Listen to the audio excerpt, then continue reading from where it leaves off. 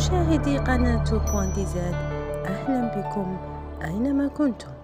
كيف تعاملت المؤثرة الجزائرية المحبوبة بشرى بن عياش بمفردها مع أضحية العيد؟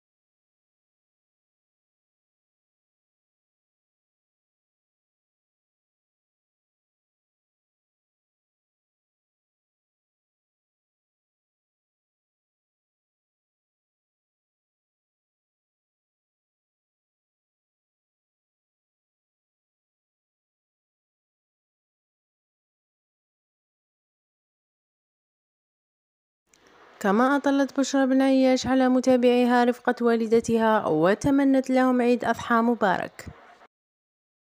عليكم صحة عيدكم، صحة عيد كل أمة المسلمة، إن شاء الله تعيدوا بالصحة والهنا. هيا خليكم أمة تعيد عليكم. صحة عيدكم، كل عام إن شاء الله وأنتم بخير. تقبل الله منا ومنكم وكل الأمة المسلمة وخاصة دولة فلسطين. فوالا دوك نوري لكم الأجواء العيد. راني نعاون في ماما، راني معها يد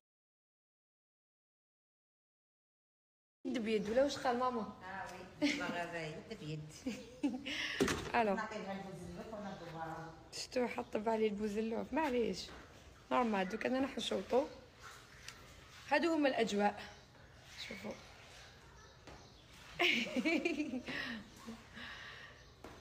كل ما جاش إن شاء الله العام الجاي يشري،